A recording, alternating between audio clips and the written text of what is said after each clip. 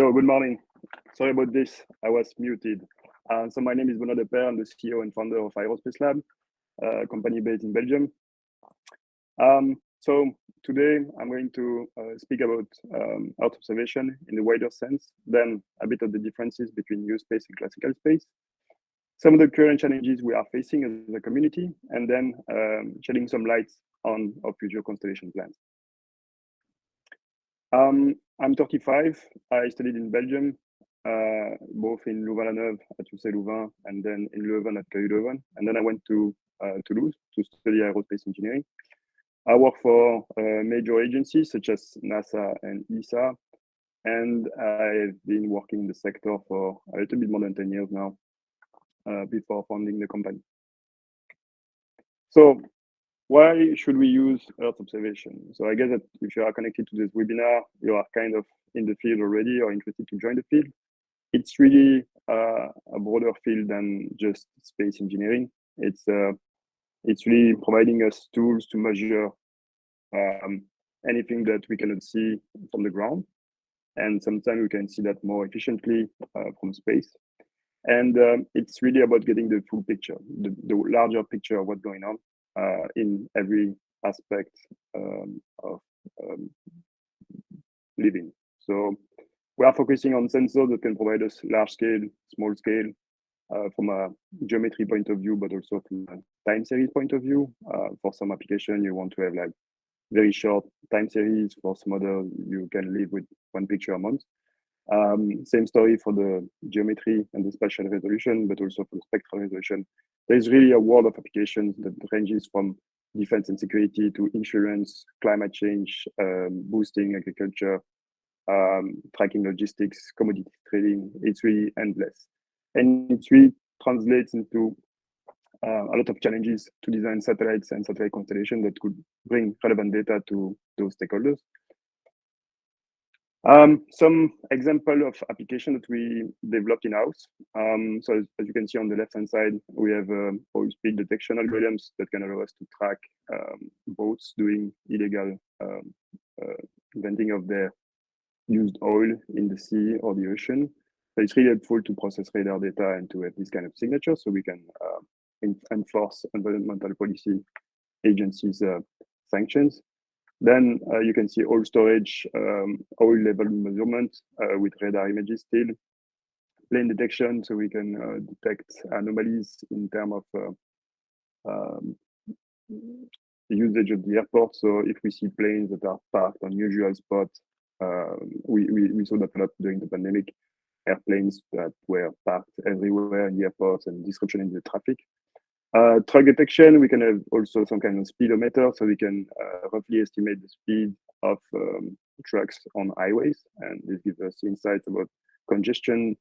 Heat source detection, rather obvious for industrial monitoring. So usually when you have big factories and big plants producing a lot, they have their own heat sources, maybe electrical transformers, furnaces, or really any kind of heat source that we can detect with the shortwave or medium wave infrared bands. And then we do also backscatter on the parking lots with open source data. So this is Sentinel-1 data, and we can get a proxy estimates of what's going on in this parking lot. On the right-hand side, with the map, it's a platform that we developed for commodity traders that allows you to track basically the level of activity in the industrial sites, and you can sort them out by type of industry, but also what they are making, and trying to measure supply and demand on a global scale. So why are we pushing for the usage of Earth observation? Is that basically any intelligence, any information is always anchored in some kind of geospatial data, because knowing that something is happening most likely leads to the next question, which is where. And the where is the pure essence of geospatial. So satellites are really good at that because you know where they are looking at. Then satellites allow massive and global data collection, and this is probably unprecedented that we have no satellites that are generating a huge amount of data, but we have the means to download the data on ground and to process it on ground, which was not the case a few years ago, decade ago, because the IT technology on ground was not there yet. So every megabyte of data was kind of precious. Now we are talking exabytes, and it's no longer an issue. Satellites are no longer expensive. I will come back to that a bit later, but it's basically, we have seen in the last 10 years, multiple X in the cost reduction for global satellite mission. And when we mean cost reduction, we mean total ownership cost. So from the design to the launch, the operation to the processing of the data, every aspect of having a satellite and operating it, shrinking in terms of cost. And there are an extra challenge that we will mention a bit later on as well, is that the available data, mostly open source data, but also the proprietary one, are too sparse and expensive for most of the use cases to be business worthy. So if you pay your data more than what you can get on the market by selling information based on this data, you don't have a sound business plan, and you are stuck to some niche that are working fine, but that are not allowing yet mass adoption of this kind of service. So basically, we hear a lot about NewSpace and classical space, or old space, or the new way versus the way we did before. To me, it's some kind of continuum. So there is no really new way of doing space. It's just that there are driving factors that made this shift. This shift is probably mostly done through changing the risk profile of the mission. So before, I work on large institutional mission for agencies. The risk profile is probably non-existent. So management doesn't want to have a failure. So you end up with expensive machineries that are fully redundant and sometimes triple redundant everywhere to make sure that it will never fail. And this looks like a good philosophy, but in the end, you end up with a lot of extra costs, extra complexity. This complexity is adding more failure mode. So you have to add even more redundancy and complexity to get rid of the extra risk you just injected. So it's really, you have a snowball effect that is driving the mission cost upwards exponentially. And then the other issue is the inefficient distributed industrial landscape. So back in the days when space was invented, I would say, the industrial base, so the companies, the number of people that were working on a space mission was rather huge. So you had to come up with some kind of lasagna of subcontractor that were set in motion by an architect, a prime contractor that was dealing with all the aspects of the project. And for example, the Apollo program was employing hundreds of thousands, if not millions of people, directly and indirectly. And it has to be that way because we didn't have any modern computing simulation tools, and everything has to be made. Now we can have more vertically integrated players that are more efficient in nature and that can pick their own risk profile. So those two main issues combined, so the risk profile and the industrial landscape, are really showing a huge increase in efficiency. Coupled to that, we have also the cost of launching stuff into space that is falling down rather quickly, mostly under the impulse of SpaceX, but some others are following the trend. And also cloud computing that really changed the way we envision ground segment and user segment and payload data processing and distribution. And those three aspects simultaneously pushed towards a total cost per mission that is really 100x lower than before. Even though it's not, there are some challenges that are being faced by the community, and if we look on the data side, what strikes me the most is really the lack of data diversity. So we hear now and then that I don't know, IRAS, optical, panchromatic optical, multispectral, hyperspectral, thermal infrared, radar, and so on are really like this sensor is really above the other because of its night imaging capability, or the ability to get the delta temperature on ground or some other justification. To me, each type of sensor is kind of equal, and they are all bringing information, which is value likely into the decision-making process. And each sensor should be merged into a software stack that allows you to really get the entropy out of the system. And data fusion is really a key to exploit that. But what we have seen is that the work software-wise to allow data fusion to happen is really at its beginning.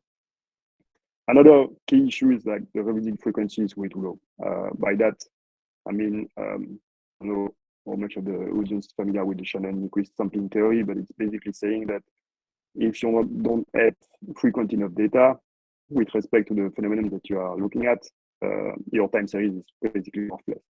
So this puts hard constraints in terms of revisit frequency per use case.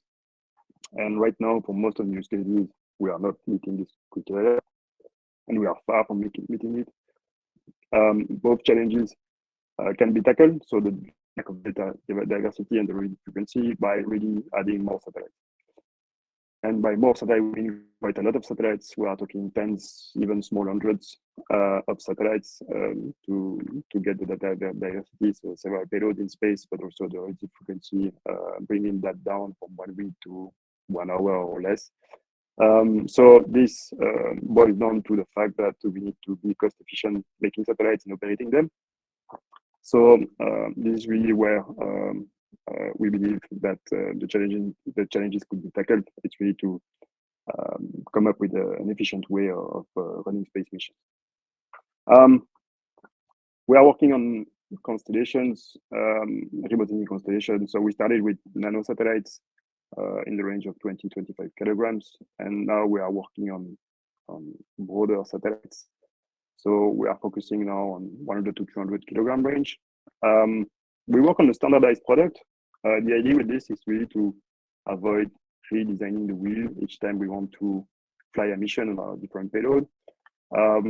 And this allows us to really cut the non-recurring engineering costs that are driving the cost for some of the space missions.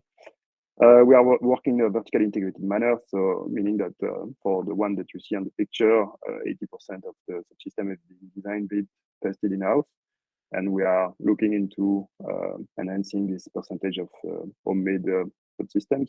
We are working on high power and radiation hardened variant for MEO and GEO orbits, and we have a standardized propulsion stack that could be chemical, electric, or both.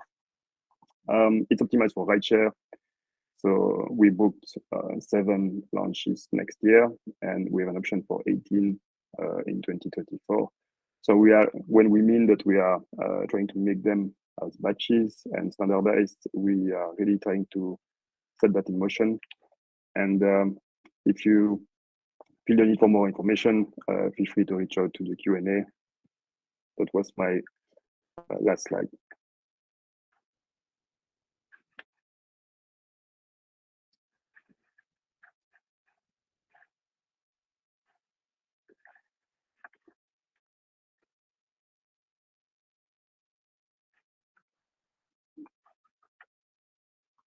So I guess that now it's a Q&A session. So I see 2 questions. The first one is, are you using AI to detect all spillage, and what is the earning model? I mean, earning or learning model, maybe there's a typo there. Yeah, so we are using AI, even though I don't like the term very much because it can mean mostly anything. According to the European Commission, if you do a multiplication, it's AI.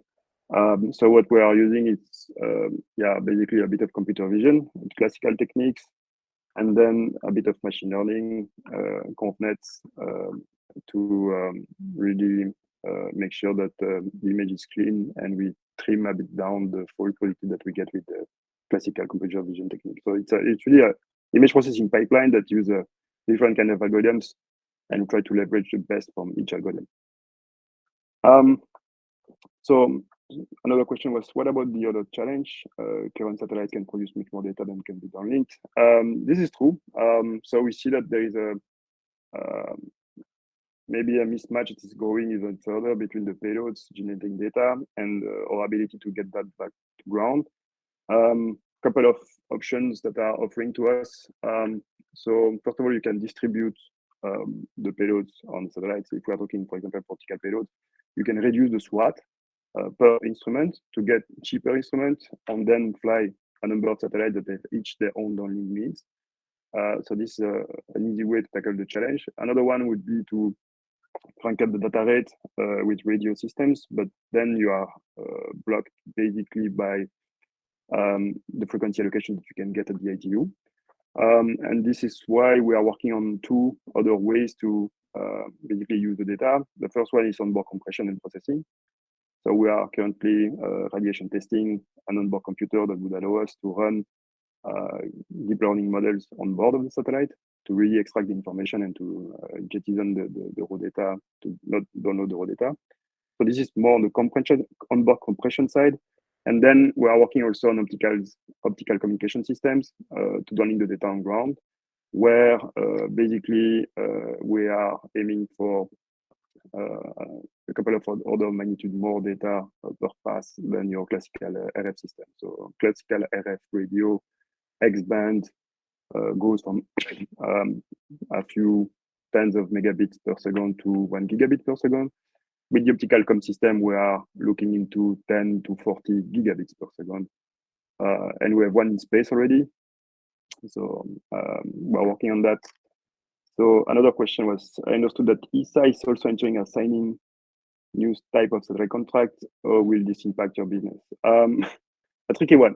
So yeah, there is some will within the agency to move towards this kind of missions and this kind of satellite design. And it's an ongoing battle with some engineering experts at ESA that are still stuck in the classical way of doing a mission. So we are running up a couple of contracts with them. It's not a smooth ride. So I believe that in the end we will learn from each other, but it's not simple to basically to enact change management with something like ESA. I believe that this will impact our business positively, but more importantly, we hope that we bring more value to the community by that, flying payload more often and more cheaper than has been done before. Next question: what kind of EO payloads are you going to integrate on your satellite constellation? We are not exclusive, so we are working right now on a few payloads. We are working on high-res optical, so 50 centimeter GSD, where we don't care much about SNR and MTF, just to get the picture down. We work on MultiSpectral, 15 bands with a focus on biomass and agriculture. We also work on a radar, X-band radar, and some other payloads that are mostly related to defense applications. But we are designing, the company is designed and set up in such a way that if there is a new ID for a payload, we can quickly put it into space, do an IOD, and then see if the market is ready for that, and if the market is ready for that, to roll out some more satellites and start selling data. On the data frequency, how far are we from getting early updates on EO data? Is this something already possible within the current satellite network? All the revisit questions are fairly tricky to answer, because technically speaking, you can get early update with 2 satellites if you are at the pole already and some synchronous orbit. So it really depends on the latitude of the target you want to get the picture from, but also the agility of your satellite, their field of view. We are quite far from global early updates. I mean, we will need hundreds of satellites to do so. We are more in the, a few daily updates, so multiple updates per day, if you are a very high priority customer for the largest network. But again, it's really a tricky question that has like 25 parameters to tune just to get an answer. The next question is like, how much is the current market demand? Is the current market demand worth why any company investing as much as Aerospacelab on this evolution. Yeah, that's a good one. We know what the market demand is. I don't have the numbers on top of my head, but I believe that imagery alone, it's a few billion per year, mostly dominated by Maxar and Airbus, and then you have smaller players that are having their share of this market. But we see that there are a lot of barriers that are hindering the market size. Many, like I mentioned, user experience is horrible for most of the customers, but also like data diversity and revisit. There are other companies that are investing as much as us, even more than us, mostly in the US. So we have 4 or 5 companies that are either on the satellite design and manufacturing side or the data constellation side that went through initial public offering on the NASDAQ recently. So I would say there are no other companies investing in Europe in this model, and that's sad, but in the US, there are a few of them. Next question, are you designing your payload subcontracting? It's a good one. So for most of the payload, we do it ourselves. We are looking into subcontracting it. Each time we start a new development, we are running basically a make or buy trade-off. And most of the time, the make wins in terms of agility and to be able to run the project smoothly. We are currently experimenting subcontracting one payload, and it's mostly co-design. So we know where it ends up, but it looks good. So that's the end of the Q&A session, I'm told. So thank you very much. And if you feel the need for more information, feel free to reach out to us. We'll be glad to discuss a bit more on that.